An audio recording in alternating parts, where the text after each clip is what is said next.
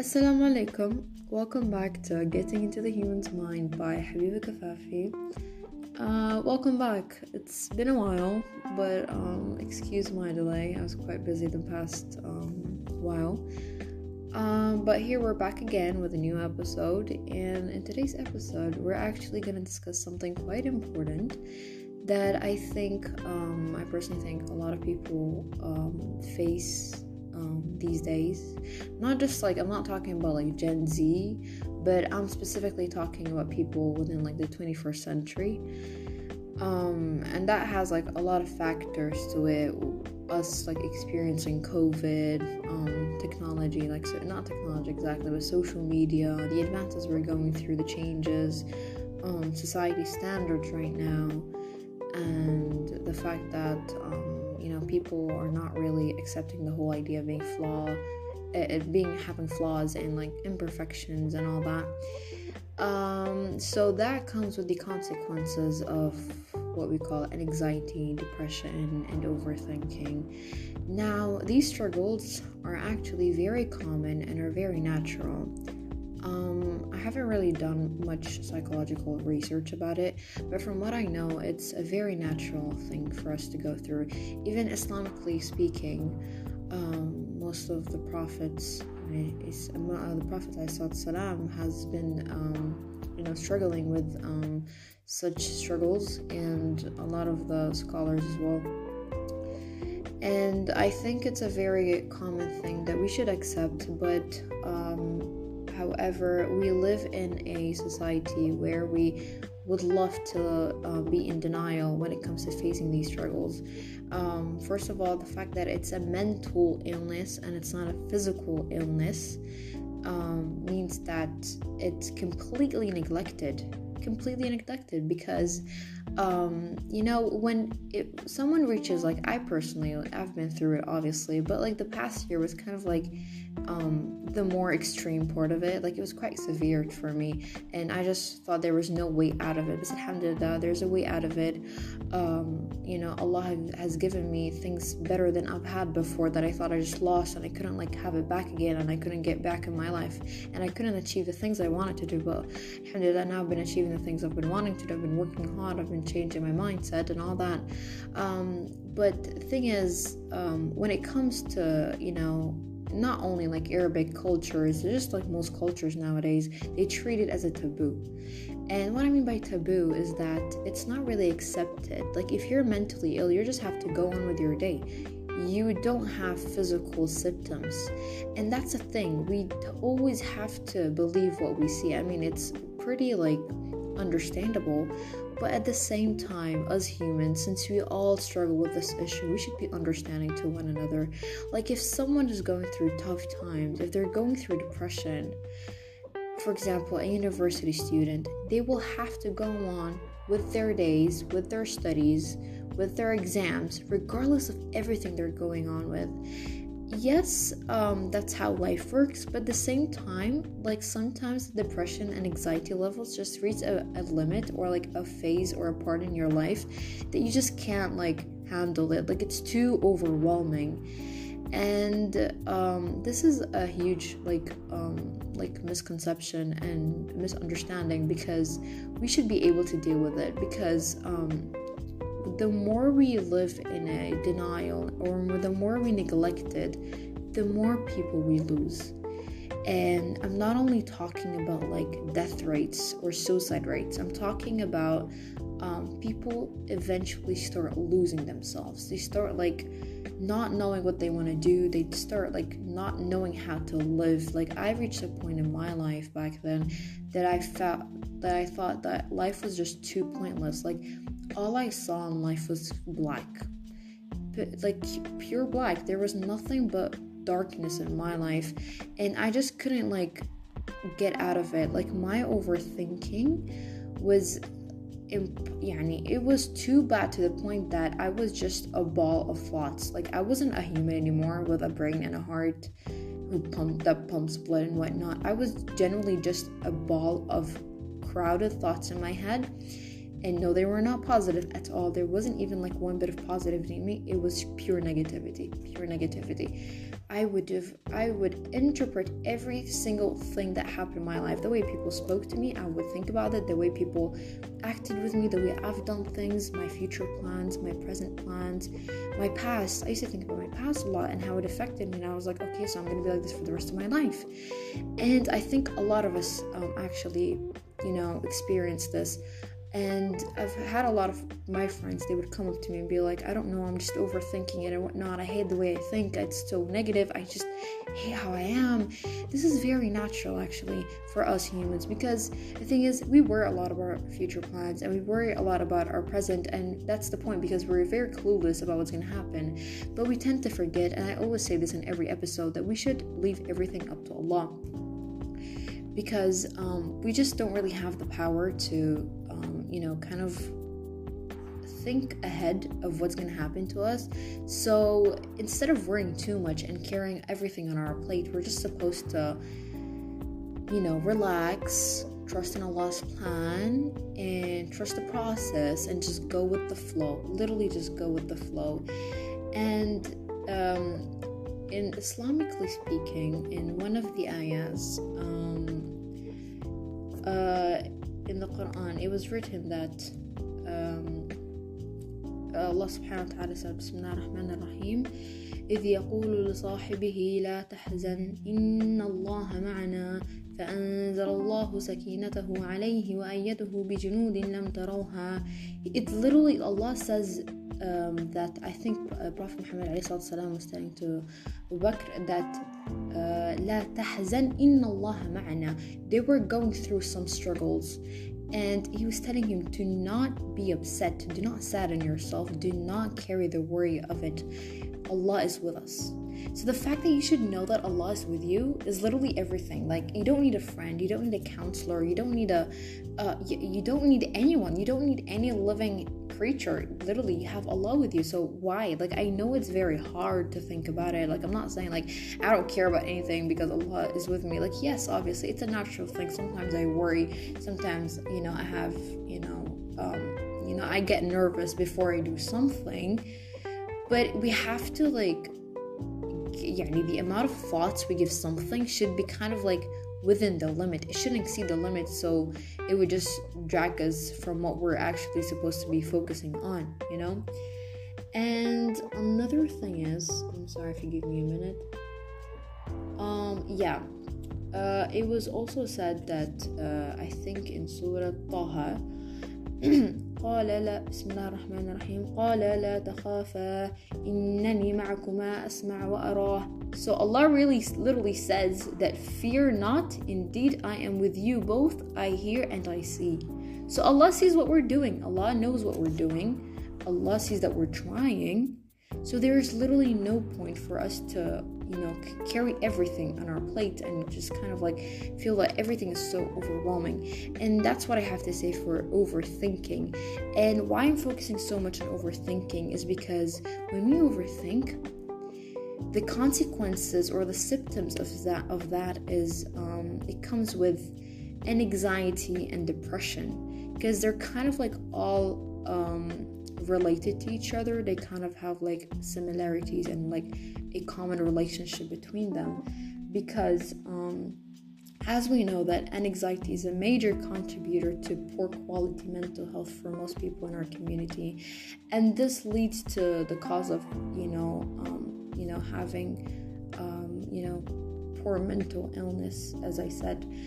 And the patterns of that comes after that is anxiety or dysfunctional responding to inconvenience in your life, or for example and depression and things that follow it, and they're all just within the same area. They're all within the same box, I would say. They're all very quite related. So if you kind of focus on dealing with one issue, which I would say overthinking, and you kind of filter out your thoughts, and you kind of try, I would like, my biggest tip I would say is try to get closer to Allah. You're definitely not gonna get results right away. Like when I went through this phase in my life, and the reason why I'm coming and telling you guys this, because I actually understand you so much of how of a hardship and how of a struggle it is when you're going through overthinking phase and anxiety and depression, because it eventually has physical symptoms and physical consequences as well. Like this period of my life, I was actually in grade 12 and it was my first year in college. These 2 years are one of the most important years of your life, because grade 12, you're graduating. First year of college is like your first year of college. You're having a huge shift. And to me, it was more of a huge of a shift, because I was technically in a new environment. I was dealing with a new community, a new society. I was trying to adapt, but I wasn't able to do so. And I felt like I wasn't really fitting. I wasn't really being accepted where I was. And I wasn't doing well in my studies, because like the education in Egypt isn't really, quite easy to manage. So even in grade 12, it wasn't easy at all. And I went in a year that I was pretty much on my own. Like I was quite, independently studying for the whole year, because I came at the end of the year, and just like the way, IGCSEs, because I was an IG student. IGCSEs is like in Egypt, it's quite different to how it was like here in UAE. So when I went there, I just had to study on my own pretty much. So that was very depressing to me, seeing all like the senior students having like the best part of their like school year, enjoying their time before they leave, and I'm here just like going through all of this, and I'm just like, why me? Like why am I going through this? Like, is this a life lesson? This is too much for a life lesson. But little did I know that it was actually a lesson. It made me more of an independent person. And I was the type of person who was a people pleaser, if you know what that means. Like I would just, people's opinions just mattered a lot to me. I'm not saying they don't now, but they do in the things they should matter, not in everything. To me, back then, they mattered in everything. And that's why overthinking came, because I would overthink before I do something, because I would overthink ahead of that person's reaction and that person's opinion of the things that I will be doing. So I ended up not doing anything. I just stayed all year on my own. And I just, within these 2 years, the symptoms I had was that I was quite mute. I didn't really talk. And when I say didn't talk, is that I, for the 2 years, my talking wasn't that much. But there was this one specific month in uni that I will never forget. It was kind of like around midterms, Ramadan, this kind of like time. And I went for a whole month where I was mute. And when I say I'm mute, I actually literally mean it. I was mute. I would not talk with any of my classmates or colleagues. I was invisible pretty much at home. I would not talk. Family gatherings, not talk. I'm not on my phone. I'm just overthinking. Like my thoughts, like my tongue wasn't able to reach or reach the speed of my thoughts, if that makes sense. Like I was thinking so much to the point that I don't even have the tongue to say it, if that makes sense. Like there were too much thoughts crowded in my head that I wasn't even able to say, like I don't even know what to say. I just when someone asked me something, I would have millions of answers, negatively obviously, to what I'm going through, or what I'm like facing or dealing with, but like my tongue would be just like, I would stutter. Like I was speechless. That's it. I was speechless pretty much. Okay. So that's what I'm saying. Like these are the physical symptoms, and there was like more to like no appetite. I wasn't eating, or I was overeating in grade 12 to be honest. And then in the first year of college, I wasn't eating at all, and I really wasn't socializing. Socializing wasn't even a thing. I wasn't even talking to humans. I just like locked in my room, overthinking. I crying all the time. That's pretty common. Like come back from uni, cry all the time. Like who does that? No sleep. I did not sleep, and that affected me so much because like it has actually physical like side effects of it, like till now. Like now I don't really like sleep that long. I actually just like, yeah, anyways, we're not gonna get into that, but I'm just saying, like, I didn't sleep for like a good year or something, well, besides the fact that I'm an architecture student, but because I was going through this phase in my life that I couldn't sleep, like I was insomniac, so I would just like not sleep, go to uni for like 3 days, like barely even sleeping, or come back from uni totally exhausted, but I can't sleep because I just can't. I'm overthinking. So the fact that overthinking was controlling my life, even when I'm sleeping, that one part of your day that you're able to like switch off your head, but my head was consistently on. It was that point that I was like, I just lost myself. I gave up. And I did give up, but I did not give up on, I gave up on trying to kind of get myself up, but I did not give up on my salahs. I did not give up on praying to Allah and making dua every single day. Like, yes, my salahs were not consistent, because like when you're depressed, you kind of just like feel like, khalas, like I'm pointless. I just lost everything in my life. But I kept on trying to do that at least, so that was the only thing that I was consistent in. So that's what I'm trying to tell you. Like when Allah says, لا تخافا إنني معكما أسمع وأرى, Allah knows everything that you're doing, so do not fear anything. So do not let the overthinking kind of control you. And as for an anxiety, that's the same thing. And anxiety is more of like, I feel like a physical thing, I would say. Like it comes more of like a mental thing, that you're anxious to do this, to do that. But anxiety has more of like, you're trembling and you're like stuttering too much, you're shaking, you're sweating, you're socially anxious, you're not able to communicate and whatnot. Yeah, it kind of has more of a physical thing, but at the same time, it gets into like the psychological category, and it also comes with the overthinking part, and they both lead into like the same bucket, which is depression. We end up just being in depressing phase for like a good episode. You have this depressive episode and you're unable to get out of it, and the previous methods I've told you to get out of it is actually like a trusted way, which is like religiously. And don't overthink things too much, and take it easy on yourself, because seriously, this dunya, we actually tend to forget that it's just temporary. Wallahi, it's just temporary, and all of this is just gonna go away. And I'm not gonna be like, YOLO, you only live once, so just enjoy your life, because I know if I say this, some people would take it the wrong way, and like, yeah, let's do that and do this, and let's like in the teenager kind of way. But what I'm trying to say is you literally only live once, so don't lose your opportunities where you can actually try to prove yourself in society, where you can try to make a change, where you can try to discover new things and reach out to your goals and reach out to people and kind of lend a helping hand to people out there and make a change by that. So yeah, and another thing I wanted to mention is that the concept of it being taboo. In our society, like nowadays, we have the elders, kind of treating mental illness as in like, kind of like we're too spoiled. We're always on our phone. We're not doing anything. We're so lazy and whatnot. This is just actually the new shift in life, that everything we do is relying on technology. And they tend to forget this, but I don't get it when like an elder, like an adult comes at me. But like when I was a kid, like now I don't really use it that much, but like when I was an adult, when someone comes up to me and they're like, stop using your phone too much, I don't know why these kids use their phone.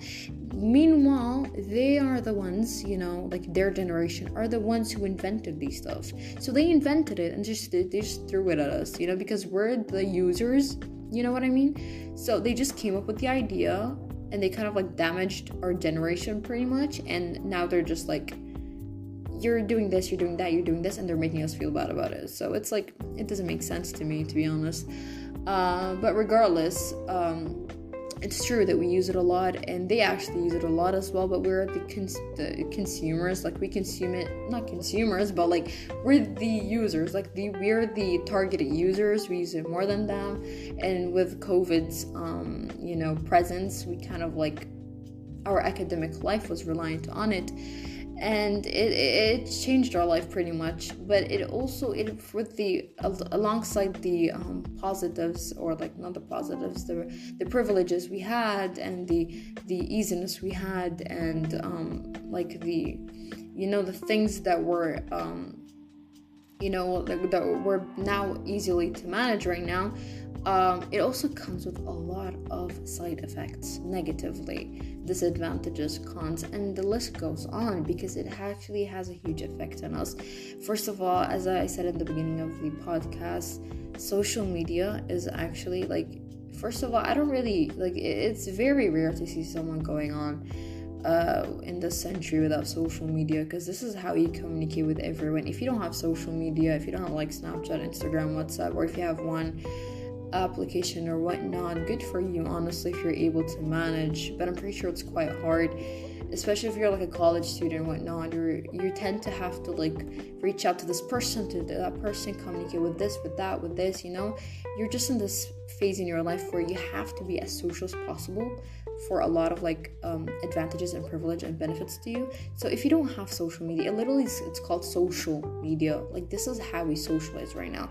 Back in the days, it was more of a physical thing. I'm gonna take my car and go visit I don't know who. I'm gonna walk by I don't know whose house, and just nowadays it's not really a thing, and we're not one to be blamed for, because this is how our life is right now. So it's social media. With the invention of it actually has a lot of side effects to it, and with having the celebrities, or the influencers, or the bloggers, kind of showing most of them actually, I'm not saying all of them, but majority of them, they tend to only show the good side of their lives.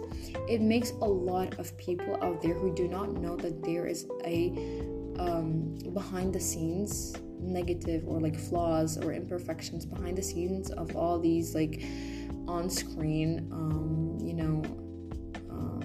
kind of presentations of these celebrities. This is how they present themselves. My life is that.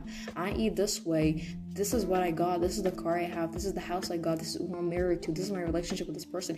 It makes these teenagers and these other people, or using this platform, feel awfully about themselves. They tend to compare. Comparing is such a common thing nowadays. We compare ourselves unconsciously with literally anyone, not knowing that we both have different journeys and we both have different lives. Literally, I cannot compare myself to literally if I had a twin. If we were literally born from the same mother, okay, and we're living the same house, I cannot compare myself with a twin. That's why I don't get it when adults, or just people themselves, they compare a person with another. Okay, there are some things where you have to kind of compare, so you would see which one is better. But in day-to-day basis, life basis things, you're not meant to compare yourself, or else you're not going to get anywhere, because someone can be at the end line of something, or the finishing of something, and you could be at the start of something, and you're just here comparing yourself to them. That just does not add up. That doesn't make sense. So don't ever compare yourself, and just keep working on your own journey and making your own path. Personalize it. It's your own territory. It's no one else's journey, and it's your own experience, your own struggles, your own holes that you're gonna get into. So it's no one's business, okay? And don't look at anyone else's story, because every story has a different ending to it. And if you're not going to create your own ending, who's going to create it for you? Not the person you're comparing yourself to, not the person who's judging you, not the person who's controlling you, not your teachers, not your parents, not anyone else except you. So if you want a beautiful ending, I'm not saying dying, I'm saying to reaching your goal in a beautiful manner, okay, you should do it your own self. It should be done by your own hands, by your own actions, by your own behaviors, and by your own procedures. No one is going to come to you, and trust me, it's going to take so long. It's not going to happen in one day. For me, it took me so long. I'm not saying I reached where I am. I'm still going there, but it took me so long. If you get a 5th grader me, 10th grader me, 12th grader me, not even let's not go that far, last year me, I would have never even ever in my life thought that I would be someone who talks. I was labeled as a shy kid for all my life. I was quite insecure for all my life. I was always hiding from people, always hiding from large crowds, always hiding from my friends. I did have a lot of friends because I moved around, but if you look closely, in every place there were only like 2-3 that I would hang out with. I didn't really share a lot about me. No one really knew much about me. I hated myself for pretty much of the time. In grade 11, actually speaking, I used to go to like a counselor, like kind of like a psychotherapist. Yeah, we had in school. She was useless, but she used to talk to me. I wanted someone to hear me out and talk to me, so I used to go to her for most of the time and talk to her. In year 11, I'm saying, okay, before I went through what I went through in year 12 and your first year of college. So what I'm saying is that we all go through this, but you will get out of it. There isn't a path that you're gonna get into it without getting out of it. So just trust the process and just trust Allah's plans. And as I said, Prophet ﷺ went through the hardest ships and hardest struggles, yet he told us, لا تحزن إن الله معنا. And he would always remind us to rely on Allah and be patient. And Allah ma'as sabirin. Oh, Allah is with those who are patient. And he consistently reminded us. And it's normal to be depressing. It's normal to be anxious. It's normal to be an old person who overthinks. We're humans. We're not a perfect bubble. This is what makes us learn in life. This is how you learn your lessons. You don't learn your physics lesson without going through the sleepless nights, the 10,000 cups of coffee you drink, without the piled up notes you have. You don't learn it that easily unless you genius or something. But I'm saying that everything in life you're going to go through is going to be hard, and you're going to struggle in learning it. So when it comes to struggling while learning it, you're going to have to actually go through these 3 things and maybe other things, in order to kind of learn it and to actually properly learn it. Because Allah never wants to teach us something the easy way. And not even religiously speaking, you never want to learn anything in life the easy way. Because if you do learn it the easy way, you're not going to actually feel its effect. You're going to not actually learn the lesson. You're going to feel like it's a spoon that you were fed and that's it.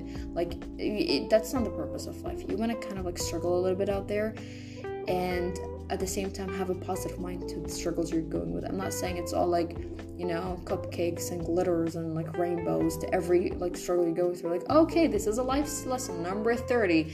No, I'm not saying that. I'm just saying take it slowly in yourself and don't rush into things, and take it step by step.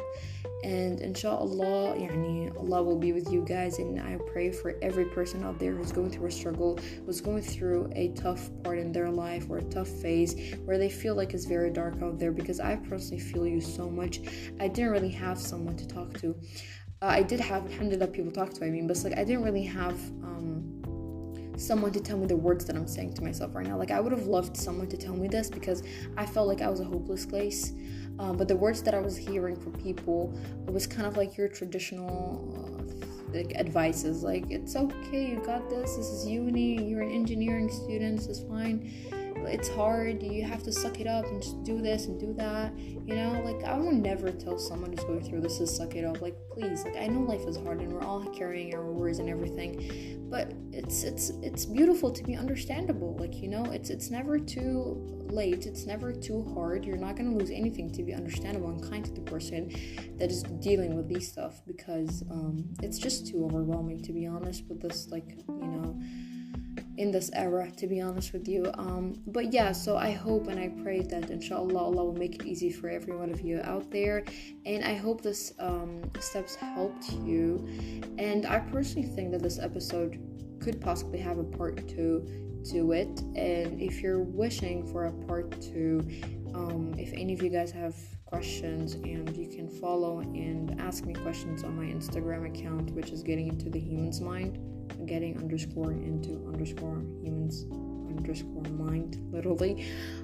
I will be more than happy to answer these questions and kind of guide you guys and help you. And if you're willing to listen to a part 2, I'm more than willing to do so.